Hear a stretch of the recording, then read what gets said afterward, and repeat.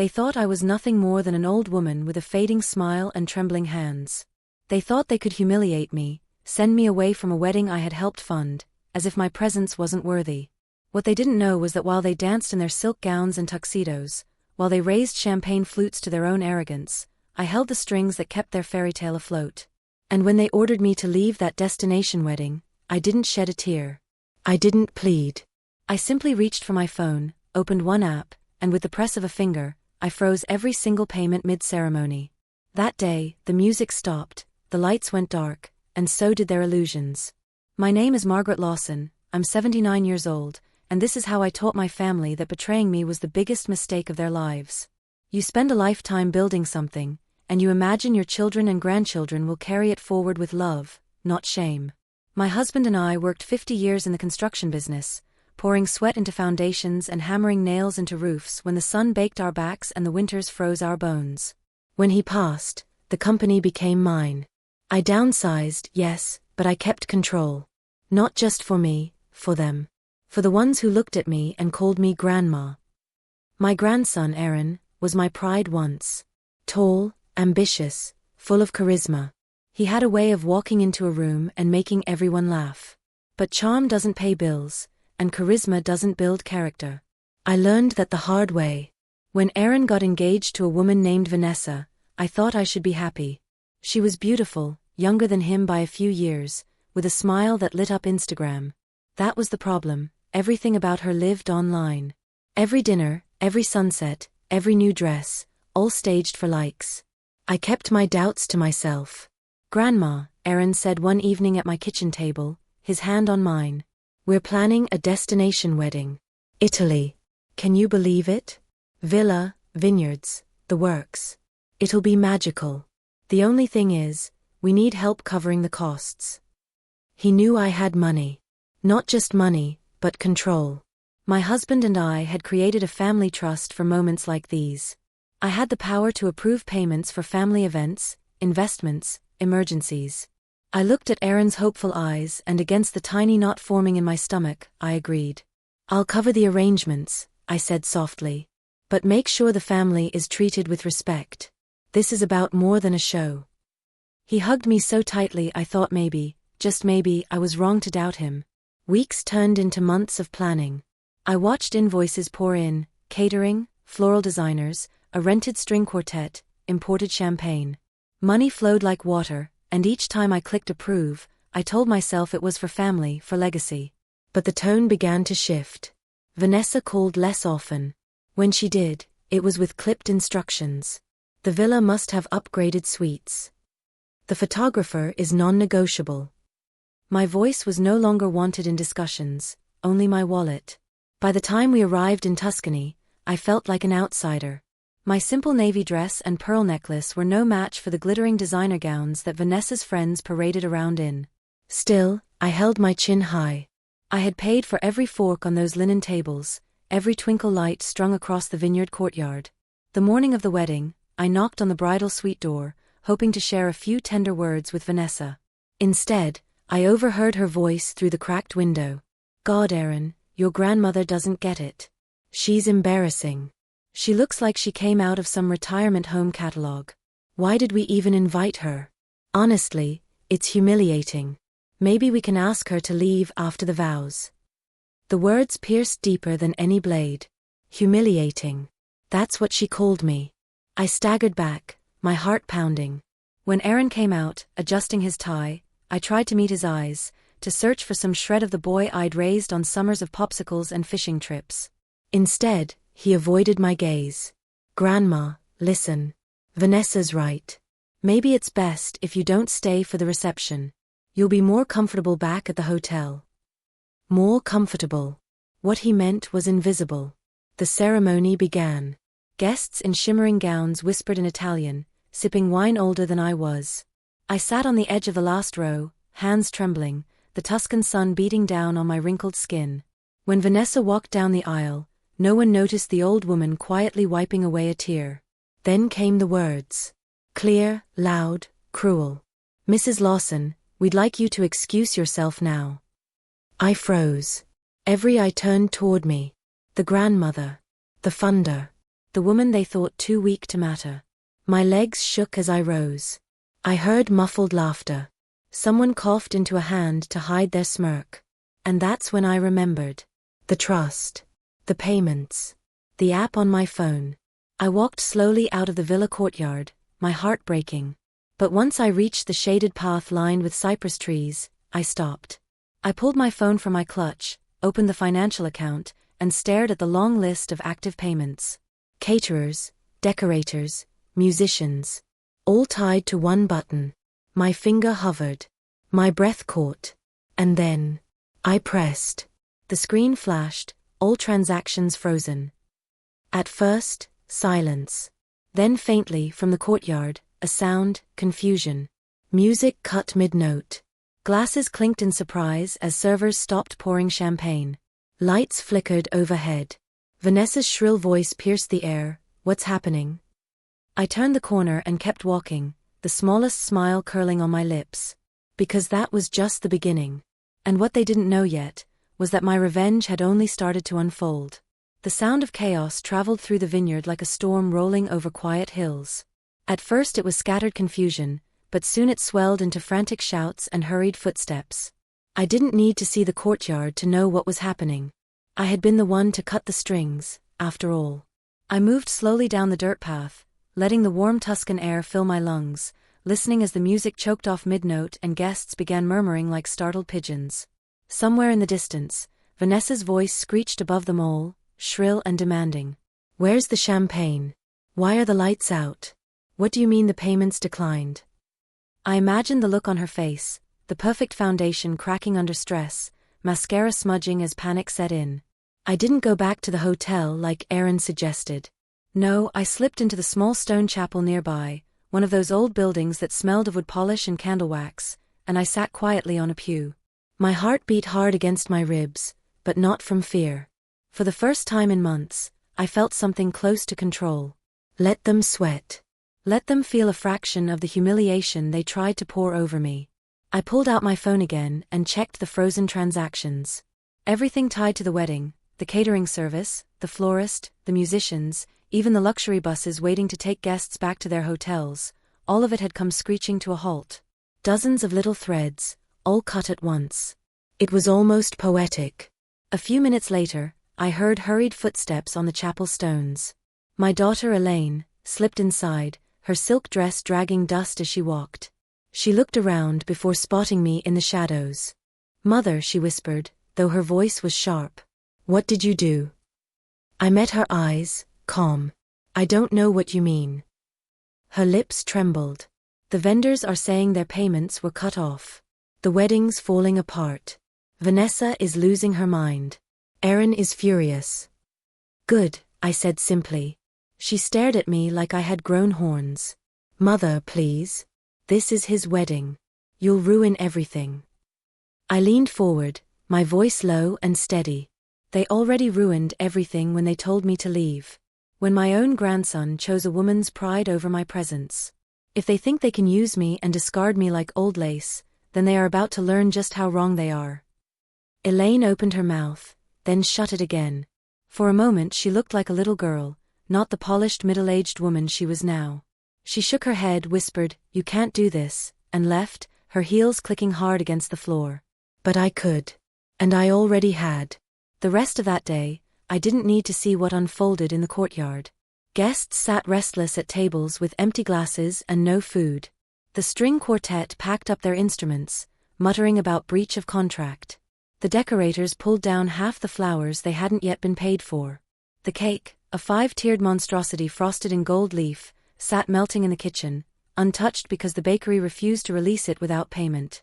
And in the center of it all, Aaron and Vanessa red-faced, trying to smile through their teeth as their perfect fairy tale crumbled in front of 100 guests. By the time evening came, I walked back to the villa courtyard. The once glittering venue was littered with toppled glasses and half-finished centerpieces. Guests shuffled off in taxis they had to pay for themselves. The music was gone. The laughter was gone. Aaron spotted me near the entrance. His face twisted with rage, and he stormed toward me. "What the hell did you do, Grandma?" His voice was tight, barely controlled. "You embarrassed me. You embarrassed us." Vanessa's parents are threatening to sue. Do you know how this looks? I looked him square in the eye. It looks like what happens when you bite the hand that feeds you. Vanessa appeared behind him, her hair frizzed, her dress wrinkled, no trace of the picture-perfect bride she'd imagined. You evil witch, she spat. You think this is funny? You ruined my wedding. I smiled faintly, tilting my head. No, my dear. You ruined it when you opened your mouth. Aaron's face flushed deeper. Unfreeze the payments. Now. Or I swear. Or what? I cut him off. My voice was soft, but sharp as a blade. You'll throw me out again? You'll humiliate me further? You already did your worst. Now it's my turn. The words hung in the air between us. For once, Aaron had no clever retort. I turned and walked away, each step slow and deliberate, feeling the weight of decades lifting off my shoulders. Back at the small hotel where I stayed, I poured myself a glass of red wine and sat on the balcony overlooking the Vineyard Hills. The night air was cool, fragrant with lavender and earth. And for the first time, I thought not just of revenge, but of justice. Because freezing the payments was only the opening note of a much larger symphony. I still controlled the family trust.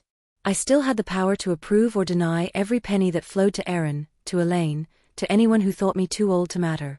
And now, I had the perfect excuse to use that power. The next morning, word spread quickly. Guests whispered about the Lawson family scandal, about how the generous grandmother had pulled her funding mid-ceremony. Some painted me as cruel, others as brilliant. But everyone agreed, the wedding was ruined beyond repair. Aaron didn't come to see me that day. Vanessa did. She barged into my hotel room unannounced, her face pale, her eyes rimmed red. You listen to me, she hissed, her voice raw from screaming. You may think you've won, but Aaron is mine now. And whatever money you have, it'll all come to us eventually. You can't stop that. You can't stop us. I set down my teacup, studying her as if she were some amusing insect. My dear, you're too young to understand one thing. Power doesn't pass to those who expect it. It stays with those who know how to wield it. And I've had nearly 8 decades of practice. She blinked, then scoffed, turning on her heel. But her words lingered. She believed she would outlast me. That she and Aaron would inherit everything in time. That was when I realized, freezing the payments wasn't enough. If I wanted true justice, I needed to ensure that neither Aaron nor Vanessa ever touched a dime of my legacy.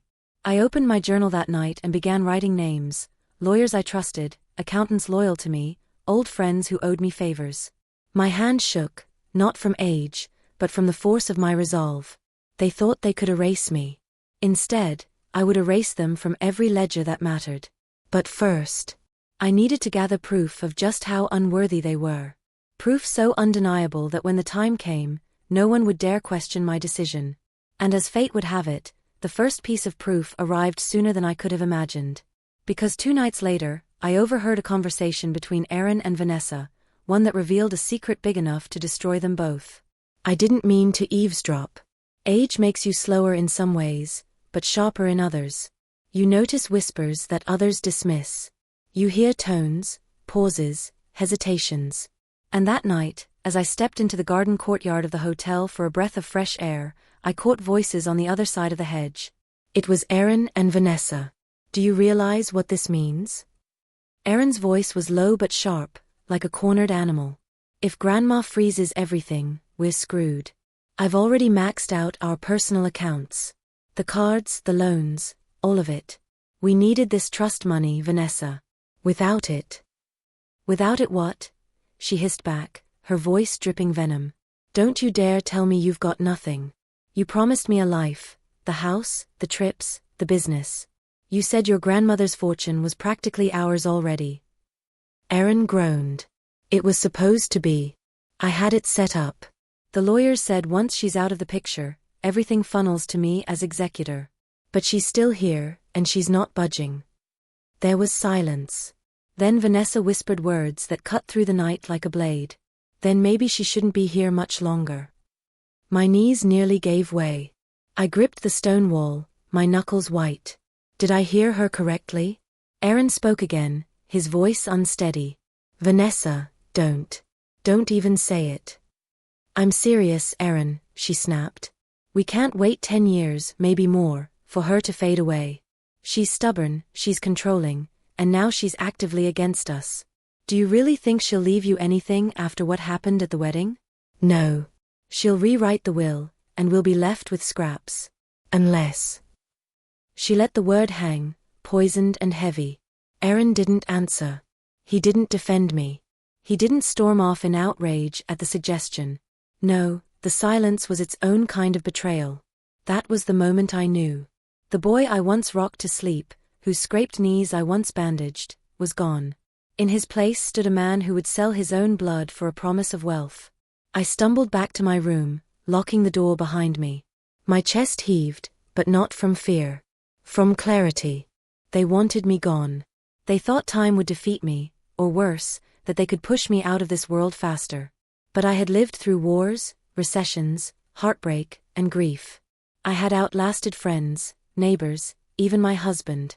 I would outlast them too, not through years, but through strategy. That night, I wrote in my journal with a steady hand, secure the trust. Gather proof. Remove Erin as heir. The first step was protection. I called my lawyer, Thomas Harding, a man I'd trusted for over 3 decades. He answered on the second ring, his voice warm but alert. Margaret? It's late there. Is everything all right? No, Thomas, I said. But it will be. I need to meet with you as soon as I return to the States. We're revising everything. And I want it airtight. Not a penny goes to Erin or Vanessa. Not now, not ever. There was a pause, then his calm reply, understood. I'll have drafts ready. Bring me whatever evidence you can. Evidence. Yes, I needed more than overheard whispers. The next morning, I began watching them closely. Vanessa was careless when angry. She left receipts and papers scattered on tables, too busy snapping selfies in her designer dresses to notice me slipping by. Erin was worse. He made calls when he thought no one was listening, his voice sharp with desperation. One slip of his tongue, one written trace, and I would have what I needed. Sure enough, by the 3rd day, I had it. Vanessa had left her purse open at the breakfast table, rushing off to argue with the concierge about their downgraded suite. Inside, sticking out like an accusing finger, was a folder of loan documents, thousands upon thousands of dollars borrowed in Erin's name, some even forged with my signature. My hands shook as I took photos with my phone, each click of the camera a nail in their coffin.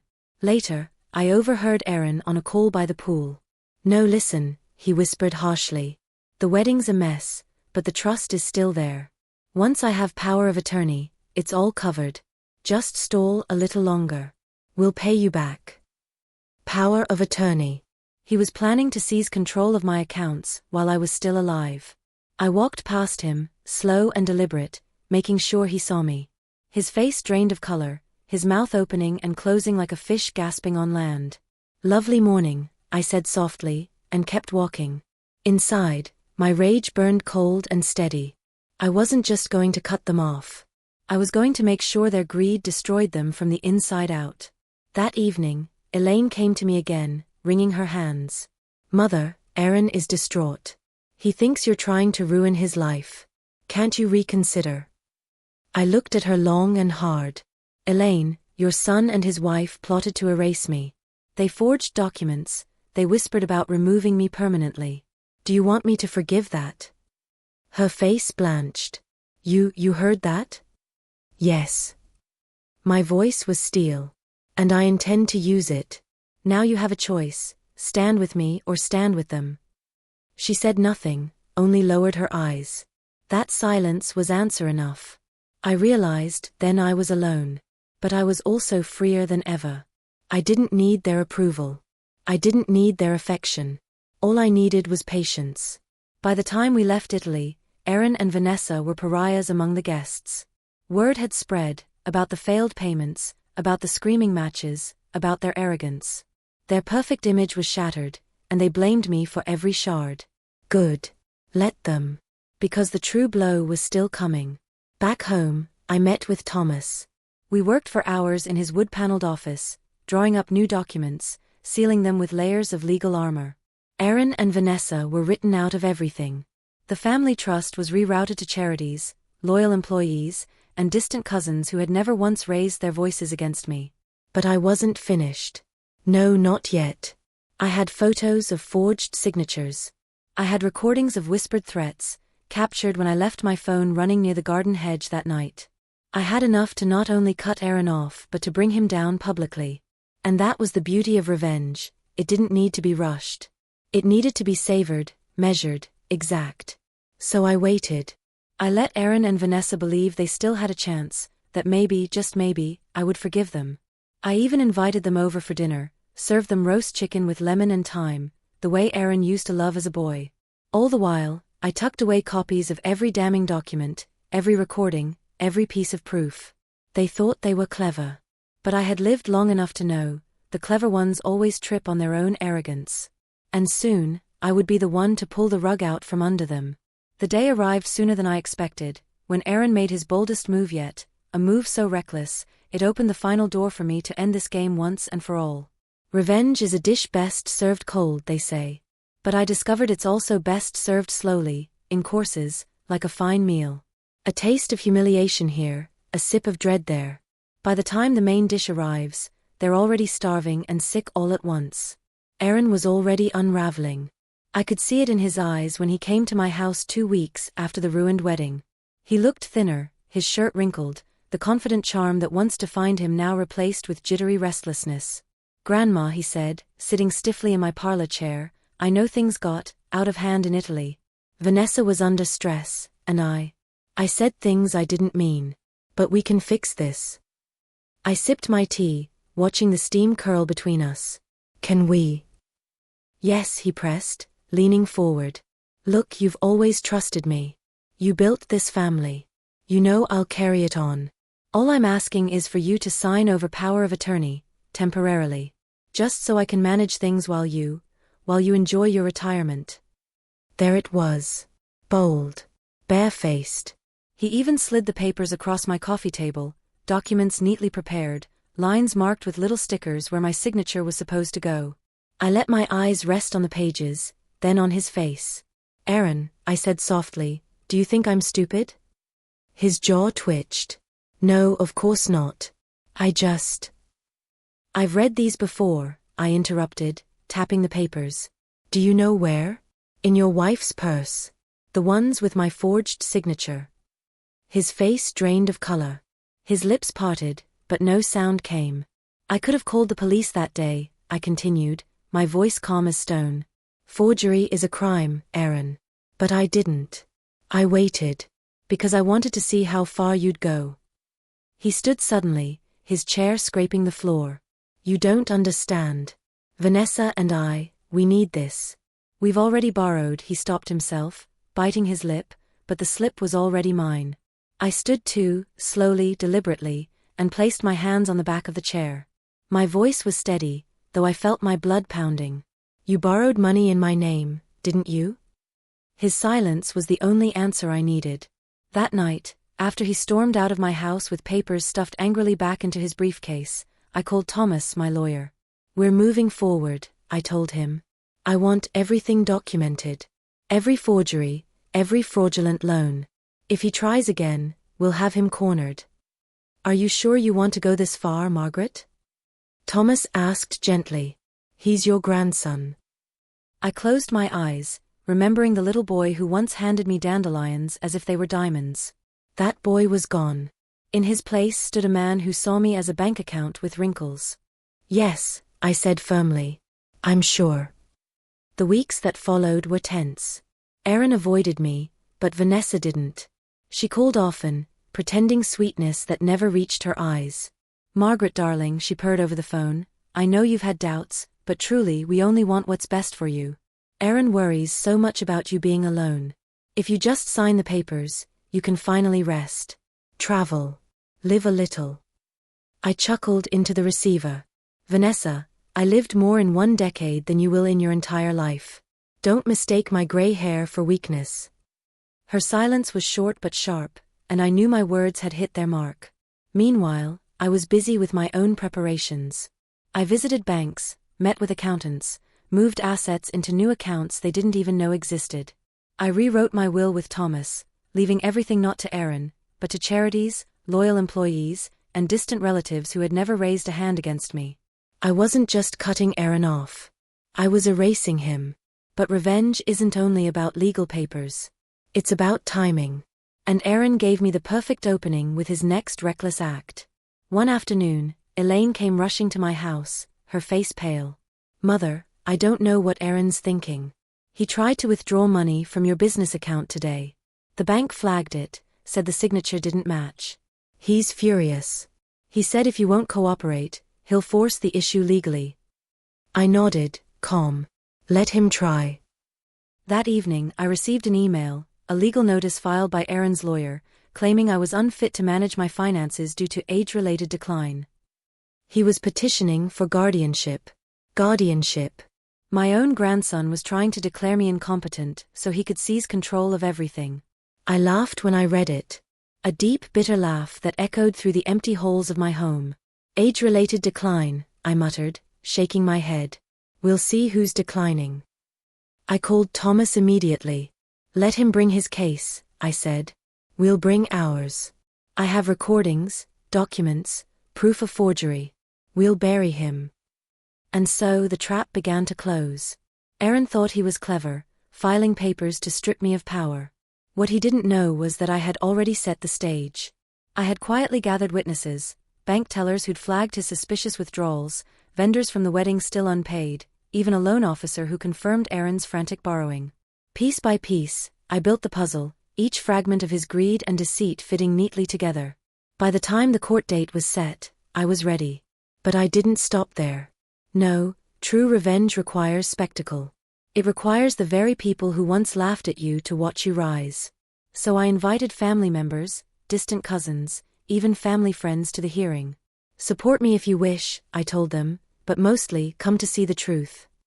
On the morning of the hearing, I dressed carefully. A dark green dress, pearls at my throat, my late husband's gold watch on my wrist. Dignity in every thread. When I walked into that courtroom, heads turned.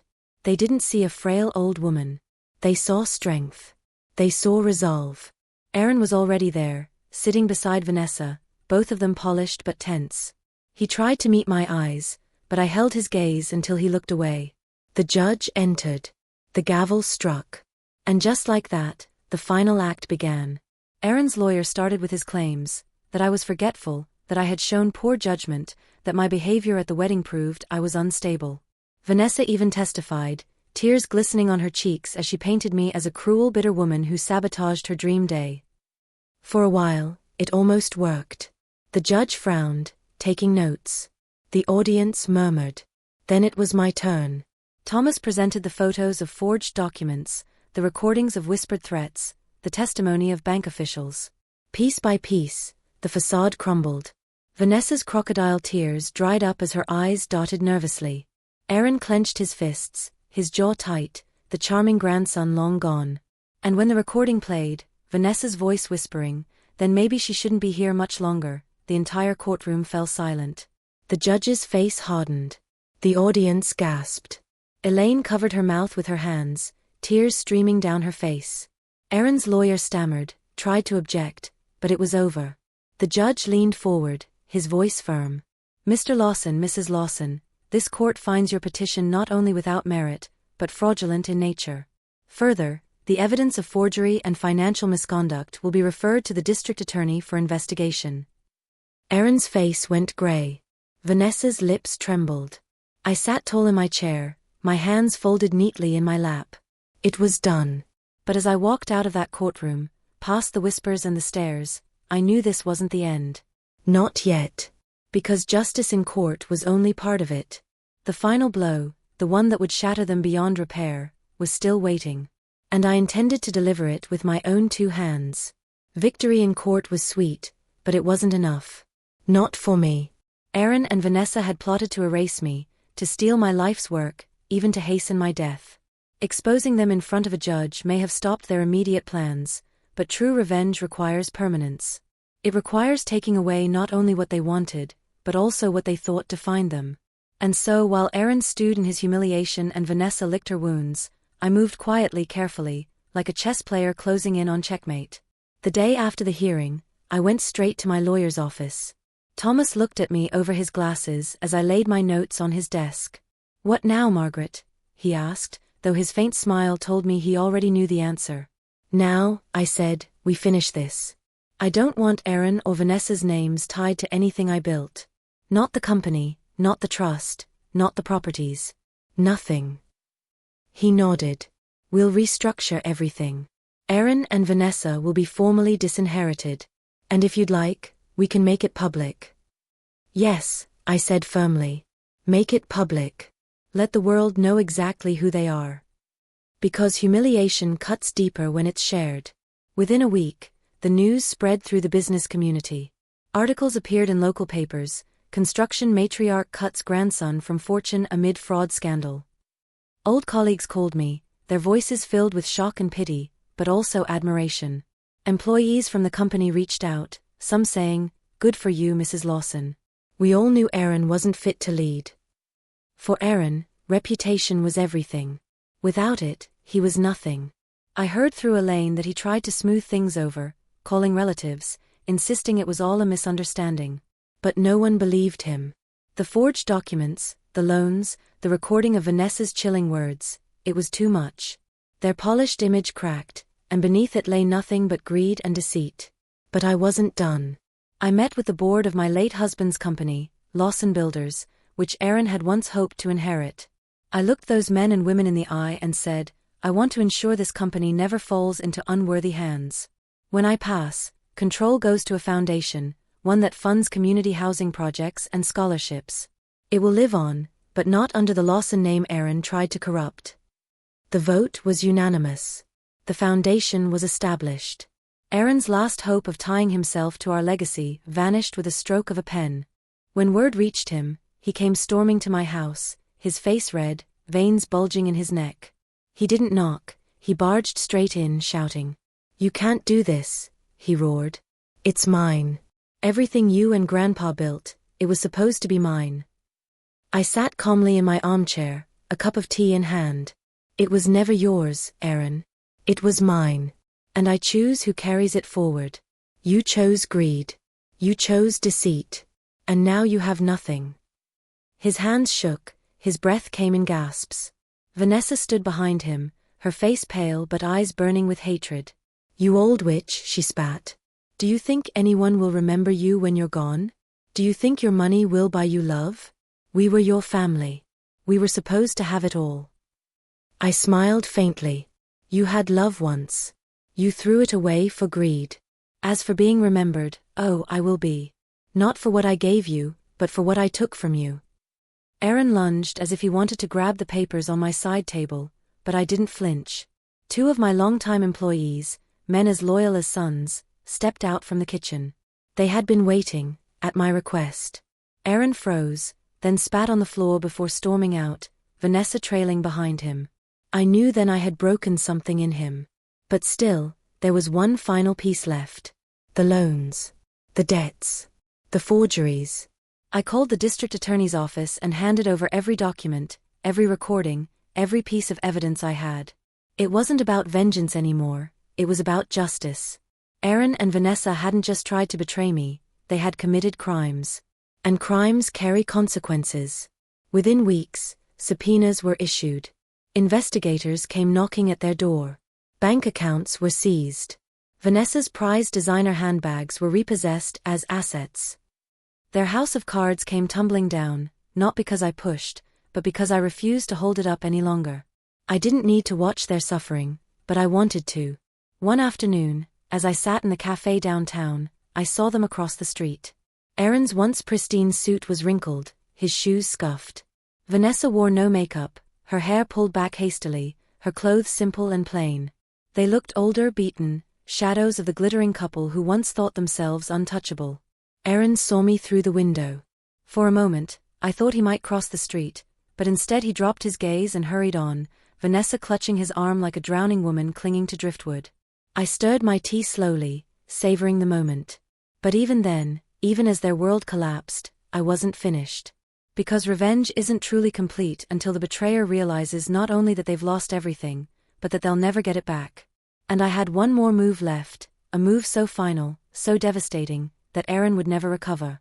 I called a family gathering. Not just Elaine, but cousins, nieces, nephews, anyone who still carried the Lawson name or blood. I invited them to my home, laid out food, opened bottles of wine. The air was tense, filled with whispers about the scandal. When everyone was seated, I stood slowly, leaning on my cane for support. I have something to announce, I said, my voice steady.